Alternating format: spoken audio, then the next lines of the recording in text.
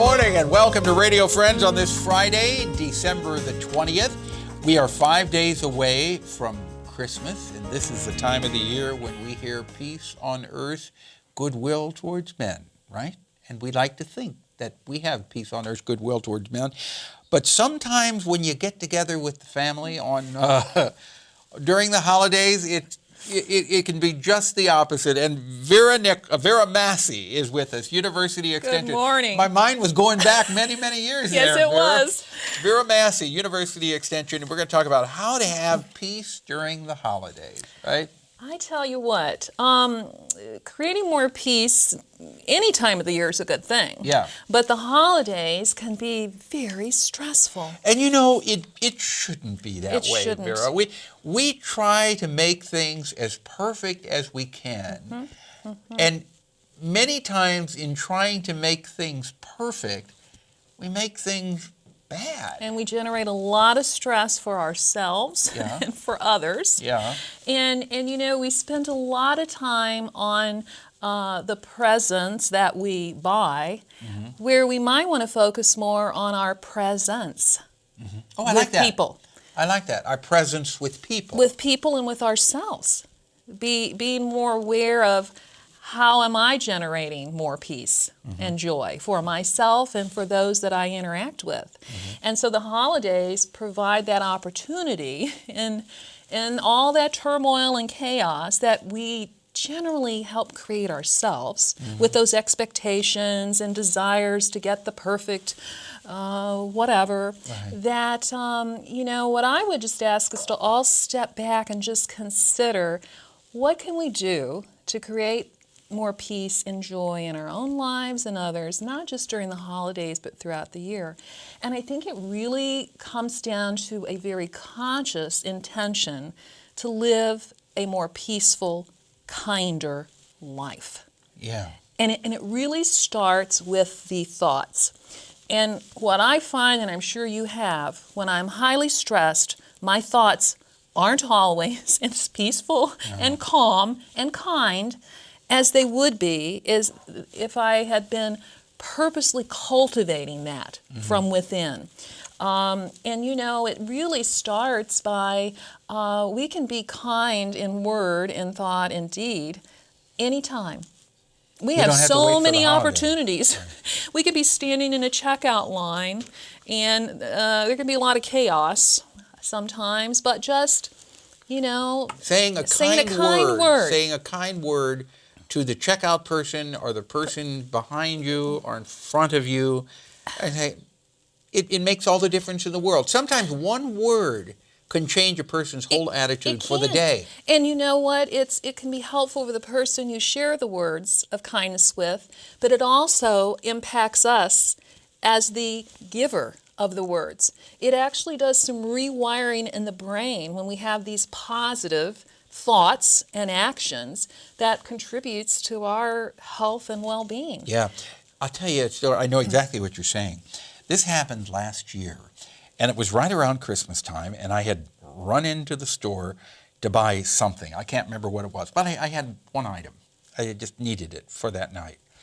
So I was in a hurry. I ran to the checkout, and there was this person in front of me who had a million items. And the quickie checkout line, they had hundreds of people standing in line. I was standing there frustrated, and I said, oh my gosh, I'm never getting out of here. The person right in front of me who had all these items turned around and said, would you like to go in front of me? What a kind thing. Yeah. It made all the difference in the world. Yes, yes. And you know, there's some words that I think that we have lost the use of. There's two little words. Do you know what two little words that are so very important in our lives that we need to say every day? Thank you. Thank you. Expressing gratitude. There is so much research to show the benefit of that for our health and well-being. So thank you is something that we can share with others. It is something we can thank ourselves for. Right. Staying calm in spite of all this chaos. Yeah, and a friendly smile. A friendly smile. You look nice today. You look nice. Yeah.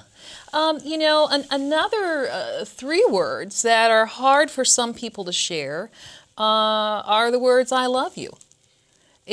For people that we are very close to, it's amazing what those words, when they are felt, how they impact someone. And I used to think that if I said them, I risked would someone say them back to me, whether it was a parent who maybe had trouble or a friend expressing it. Absolutely. And I finally got to the point in life where, yes, a friend. I can remember on a parking lot one time, this person who I've shared so much time with, and I just finally said, "I love you."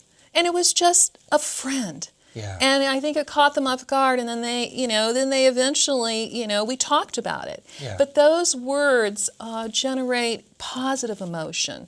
The other thing that we find is the talk we have within our heads. That self-talk, most of it is very critical. And it especially gets cranked up in stressful times.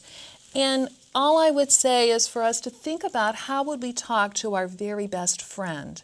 Yeah, so don't talk to ourselves that way. Yes. And you know what I find now? And I don't know if this is normal or not, but, when you're starting to think these words in your head, I find myself talking out loud to myself. Is that... Well, I guess if it's not posing any problems. And I'm trying to be nice to myself, but I'll be thinking something, and I find all at once I hear these voices, and hey, that's me talking. Well, sometimes when I do something a little I wished I hadn't done, and it's usually because I'm rushing, I'll say to myself, "Vera, that's not like you." Did you say it out loud? Yes, I do. Yeah, okay. It's not like you, Vera, to lock your keys out good. the car. That makes me feel better that I'm not the only one talking to myself. But say good things to yourself. Absolutely. Yeah. Absolutely. And forgive yourself. If you do something that's not quite right, forgive yourself. These are all things that sound like, oh, what are we talking about this for? These are important parts of creating healthy, happy lives and communities. And if you got a special friend and you've not said I love you, go up to that special friend and say, hey, if you do. If you do. If you do. Just don't go up to somebody and say, hey, I love you. Total stranger. Vera, thank you so much for coming by. It's always a pleasure to have you. Thank you, Paul. Hey, I love having you on the show today. I love being here. Okay, we're out of time. Merry Christmas to you. Our program directed by Travis McMillan of the Reynolds Journalism Institute. Audio is Pat Akers, KBIA. Our floor director is Sifan Oyung. And our assistant producer and guest coordinator, Uncle James Mauser. If you're going to be out and about this weekend, be careful. We'll see you Monday. Thanks for listening.